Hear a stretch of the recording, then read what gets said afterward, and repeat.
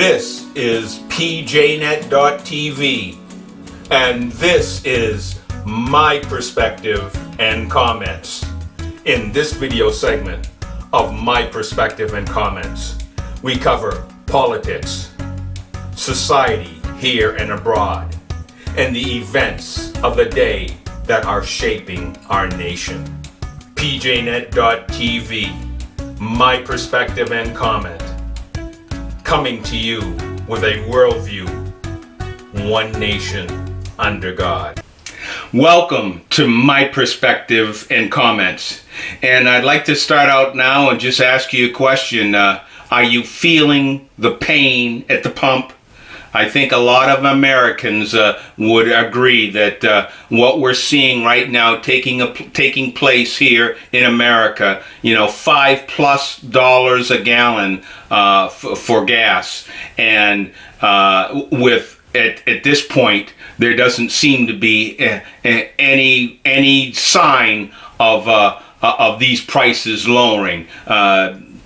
And what are we seeing? What is the administration doing to try and curb and to lessen the pain that Americans are feeling right now and Americans are voicing right now?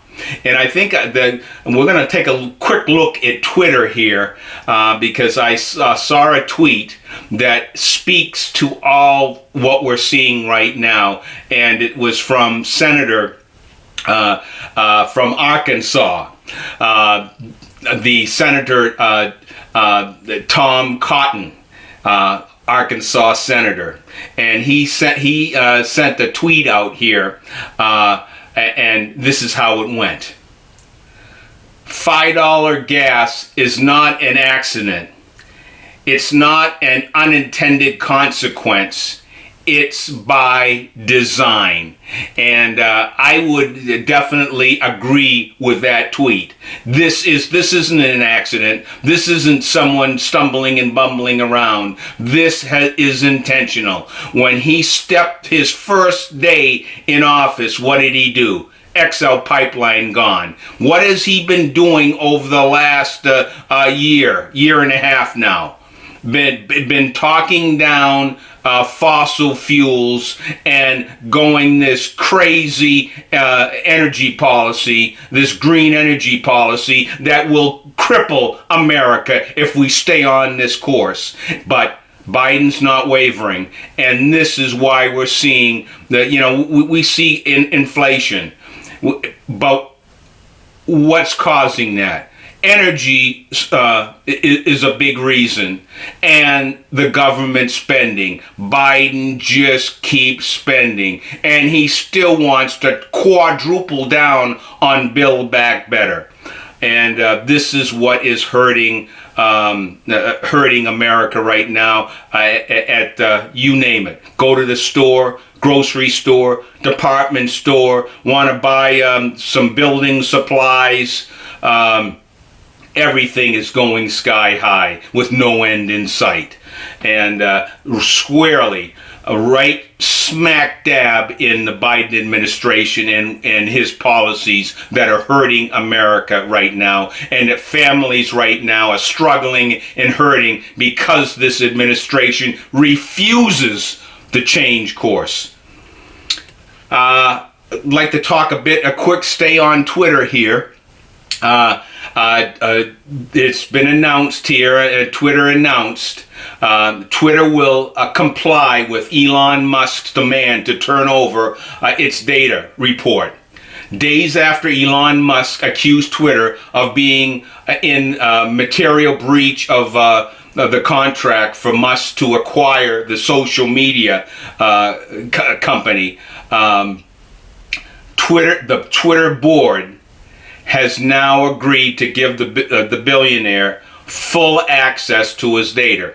And if you've probably been following, Elon Musk has said that the majority of users on Twitter are bots, and how he's trying to ascertain whether or not he can make this a business and it can bring profits. But if the majority are not individuals, but bots, then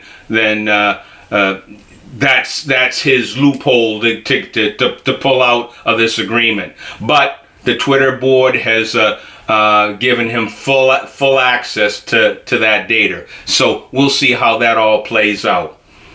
What we have been seeing over these last weeks, now months, with the school shootings and this hate crime in Buffalo, New York, and it continues on. And I'd like to talk about this past week, Tuesday, a terrorist firebomb at a pro-life center in Buffalo, New York.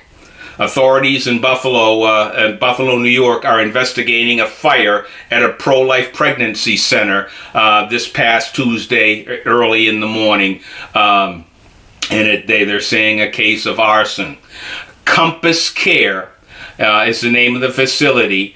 It's a pro-life reproductive health organization with doctors and nurses to care and treat for their patients in the Rochester and Buffalo, New York area.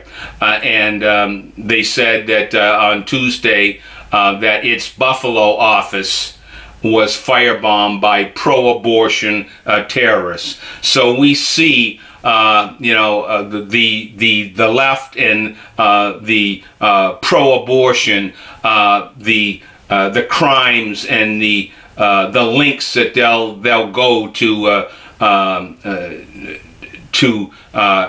hurt the pro-life movement and anyone that's in the pro-life movement, trying to help women, to care for women, and these doctors and nurses are facing intimidation.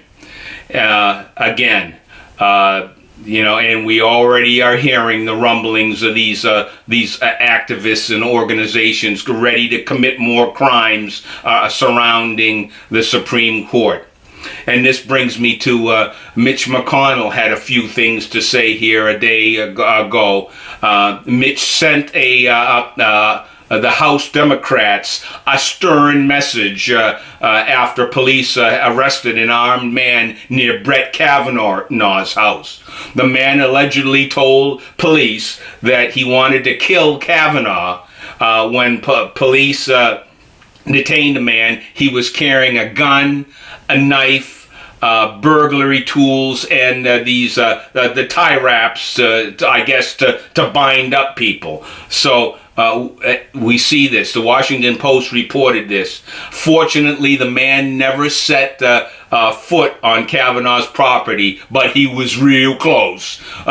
And the man was allegedly angry about the leaked opinion draft that indicated the Supreme Court was going to vote to overturn Roe v. Wade. And he wanted to assassinate Brett Kavanaugh.